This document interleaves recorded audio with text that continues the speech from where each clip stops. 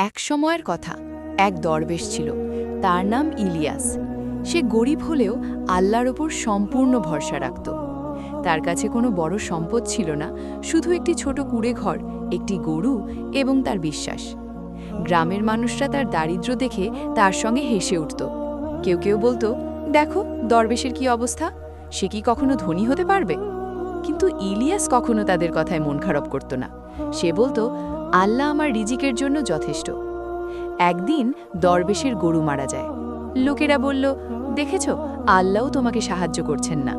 দরবেশ হেসে বলল, হয়তো আল্লাহ আমাকে আরো বড় কিছু দিতে চান, আমি ধৈর্য ধরব। এরপর দরবেশ রোজ রোজ বেশি ইবাদত করতে থাকে, নামাজে মনোযোগ দেয় এবং দরিদ্রদের সাহায্য করে। এক রাতে ইলিয়াসের ঘরের বাইরে হঠাৎ একটি বড় ধনবাহী ঝুড়ি আসে। তার মধ্যে ছিল সোনার কয়েন, গম এবং অন্যান্য জিনিস। দরবেশ বুঝতে পারে এটা আল্লাহর পক্ষ থেকে এক আশীর্বাদ।